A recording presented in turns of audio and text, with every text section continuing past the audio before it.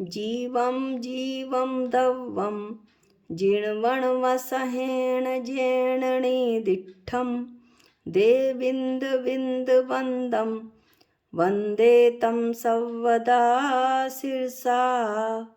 द्रव्य संग्रह का मंगलाचरण करके आज हम गाथा नंबर 17 और गाथा नंबर 18 का अध्ययन करेंगे। इस ग्रंथ के 3 अधिकार हैं, पहला, दूसरा और तीसरा। पहले अधिकार में 27 गाथा हैं, दूसरे अधिकार में 11 गाथा हैं और तीसरे अधिकार में 20 गाथा हैं।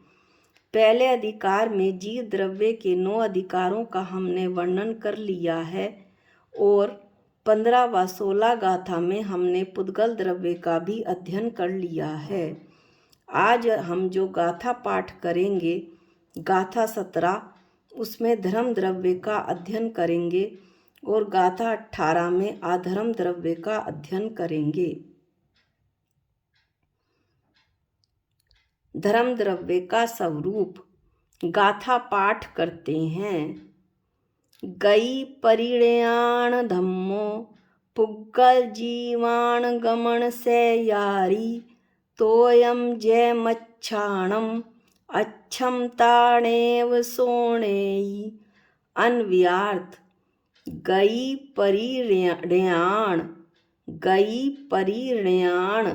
गमन करते हुए पुग्गल जीवान पुद्गल और जीवों को गमन सहयारी जो गमन में सहकारी निमित्त है धम्मो उसे धर्म द्रव्य कहते हैं।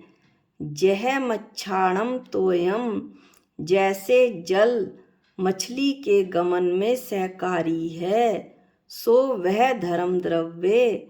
अक्षमता ठहरने वाले जीव या पुद्गल को णेव णेयी कभी नहीं ले जाता है। भावार्थ ये हुआ कि धर्म द्रव्य गमन करने वाले पुद्गल और जीव का सहायक मात्र है। जैसे मछली को गमन करने में पानी सहायक होता है, गमन नहीं करने वाले जीव और पुद्गल को ये धर्म द्रव्य गमन नहीं करवाता है। कुछ परिभाषाएं पढ़ते हैं। धर्म द्रव्य गतिशील जीव व पुद्गल की गति में जो उदासीन रूप से सहायता करता है उसे धर्म द्रव्य कहते हैं। जैसे पानी मछली को, हवा तितली को और रेल को चलाने में लोहे की पटरियां सहायक हैं, उदासीन सहायक हैं। धर्म द्रव्य व धर्म में अंतर।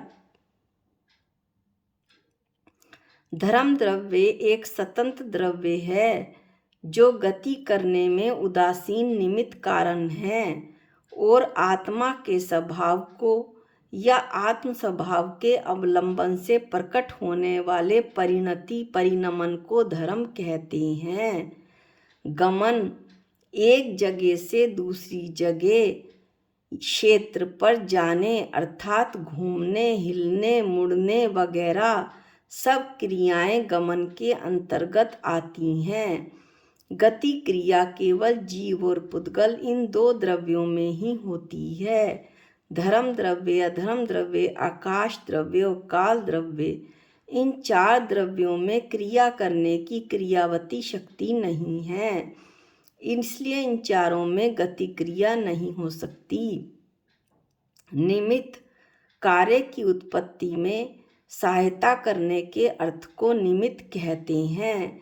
ये हमने तब भी पढ़ा था जब हम एक शब्द के 3 भेद पढ़ रहे थे। वहाँ पर हमने 3 निमित्त पढ़े थे, प्रेरक, उदासीन और बलाधान, जिसमें बताया गया था कि उदासीन और बलाधान निमित्त को ही उदासीन निमित्त या उदासीन निमित्त को ही बलाधान निमित्त कहते हैं। लेकिन प्रेरक निमित्त की चर्चा सही तरीके से नहीं हो पाई थी। आज ध्यान से सुने हम प्रेरक निमित्त की चर्चा अच्छी तरह से करेंगे। उदासीन निमित्त कार्य की उत्पत्ति में जो प्रेरणा के बिना सहायक मात्र उसे होते हैं, केवल सहायक मात्र होते हैं, उसे उदासीन निमित्त कहते हैं। जैसे अंधे की लाठी। प्रेरक निमित्त कार्य की उत्पत्ति में जो प्रेरणा करता है, प्रेरणा देता है, उसे प्रेरक निमित्त कहते हैं। प्रेरक निमित्त को जरा विस्तार से पढ़ते हैं। पहले भी इसका वर्णन हम सही नहीं कर पाए थे, आज हम इसे अच्छी तरह करते हैं। प्रेरक निमित्त वे होते हैं जो हमें किसी कार्य को करने के लिए प्रेरित करते हैं। दृष्टांत के तौर पर यदि हम चल रहे हैं, किसी ने हमें पीछे से धक्का लगाया तो हमारे चलने की गति बढ़ गई।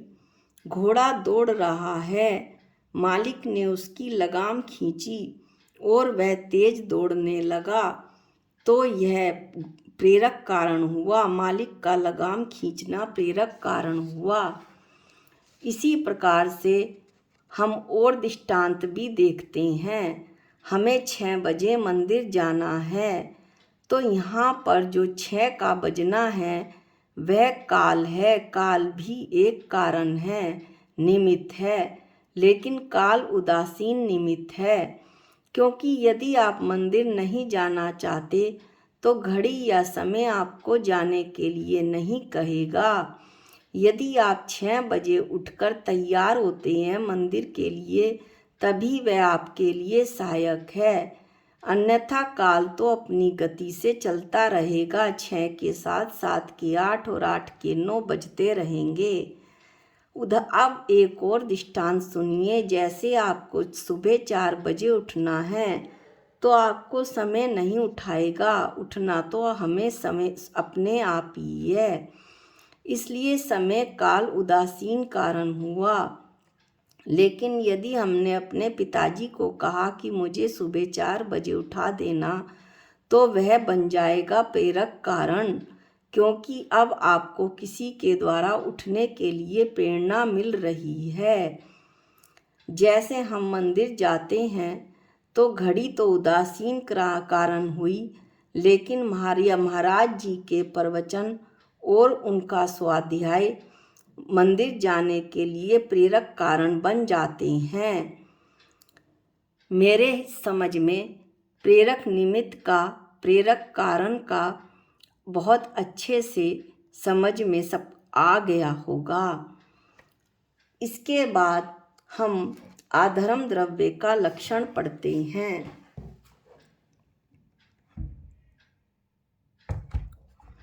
इसके लिए हम गाथा पाठ करते हैं। ठाण जुधाण आधम्मो, पुग्गल जीवाण ठाण से यारी, छाया जह पहियाणम, गच्छम तारणेव सोधरई। अनव्यार्थ ठाण जुदाण ठहरते हुए, पुग्गल जीवाण पुद्गल और जीवों को, ठाण से यारी ठहरने में सहकारी कारण, अधम्मो अधर्म द्रव्य है। जह पहियाणम छाया, जैसे पथिकों के ठहरने में छाया सहकारी कारण है, सो उसी तरह अधर्म द्रव्य गच्छमता गमन करते हुए जीवों और पुद्गलों को रेव धरई नहीं ठहराता है।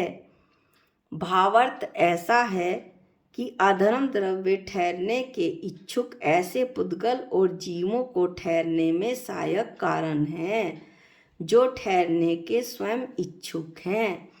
जैसे राहगीर पथिक यदि ठहरना जाता है, तो पेड़ की छाया उदासीन सहायक कारण होती है।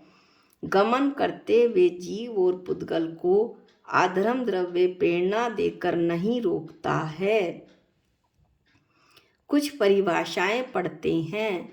अधर्म द्रव्य, जो द्रव्य ठहरते हुए जीव और पुद्गल को ठहरने में सहायक कारण हो उसे आधर्म द्रव्य कहते हैं। जैसे पथिक को रुकने में, पथिक को ठहराने में वृक्ष की छाया। अधर्म द्रव्य और अधर्म में अंतर समझते हैं। जैसे हमने धर्म द्रव्य और धर्म में अंतर समझा, ऐसे अधर्म द्रव्य और अधर्म में अंतर समझते हैं। अधर्म द्रव्य 6 द्रव्यों में से एक स्वतंत्र द्रव्य है जो जीव और पुद्गल को ठहरने में सहायक उदासीन कारण है। और जो धर्म और अधर्म है वो तो आत्मा के भाव हैं।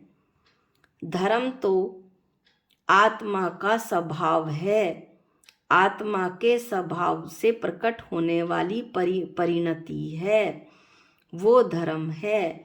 लेकिन आत्मा का विभाव रूप जो परिणमन होता है, पुद्गल कर्मों के निमित्त से क्रोध आदि कषाय भाव करना, हिंसा, झूठ बोलना, चोरी वगैरह करना, आत्मा से अलग अन्य पर पदार्थों में उपयोग को लगाना, ये अधर्म है।